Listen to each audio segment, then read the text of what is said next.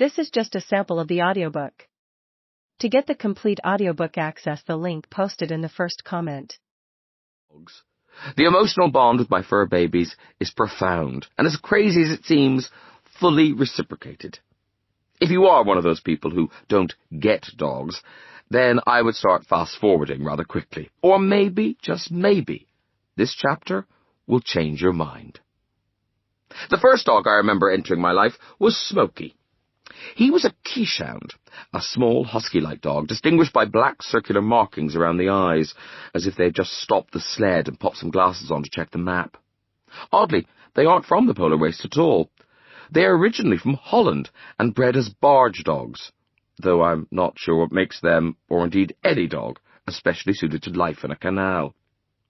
Knowing my mother, I suspect the arrival of Smokey was nothing to do with her. She is of the old school when it comes to being house-proud. We never doubted how much she loved us, but there were certainly occasions when we felt she would have chosen a clean, undisturbed antimacassar over me and my older sister Paula, running around the house with jammy fingers and a careless crayon. Left to her own devices, I imagine the sofa would have still been wrapped in plastic and all the shoes left outside. Coasters matter. Doubtless, our first pet was thanks to my father, who could be sold anything, whether he wanted it or not. He worked for Guinness Brewery as a travelling sales rep, so presumably he bumped into guys in pubs who quickly realised that they had an easy mark. I was never there, but I imagine most of his ill-judged purchases were in some way designed to make me and my sister happy. Your kids will love it. Ireland in the mid-60s was going through an epic amount of change. The life we were living as children bore no similarity at all to the one my father had led 20 years before. He had followed horses ploughing fields and drunk milk still warm from the cow. We were growing up in a world of television, pavements, and back gardens. Once we graduated beyond playing peekaboo, we were a constant source of mystery to him. These greasy-haired mid-afternoon drinkers were selling my dad the secrets of being a modern father. He was a sitting duck.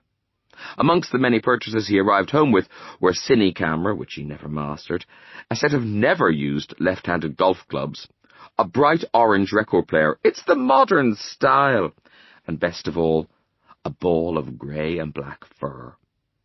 I can only imagine my mother's pursed lips and steely-eyed expression when Dad opened his coat to reveal a little canine Heathcliff.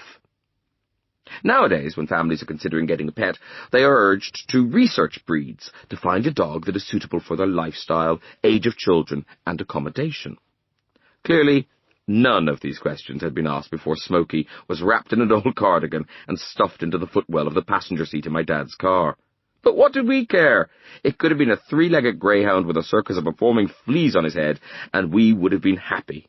We had a dog. There are no photos of Smokey as a pup, so I presume he entered our life fully formed. Aged 4 or 5, I could waddle up to him and throw my chubby arms around his neck, so on one very important level, he was perfectly suited to being a family dog. I imagine my parents wondered what could have led the previous owners to abandon lovely Smokey. Well, the truth will out, and so would our dog. Smokey liked to wander. He liked to wander a lot. We lived in the suburbs of Waterford at the time. It's a small city in the southeast of Ireland, and we were amongst the first people to move into a new estate of houses. There was a busy road in front, but behind there were abandoned acres waiting for more houses to be built, so no one worried too much when the dog went off on his solo jaunts. At first he wouldn't be gone for too long, as the lure of food would drag him back before dark. But when these absences started to last past bedtime, then it was felt something should be done. It was decided that Smokey would get locked into the outside toilet. In case you ever meet my mother, I should hastily point out that we also had indoor facilities.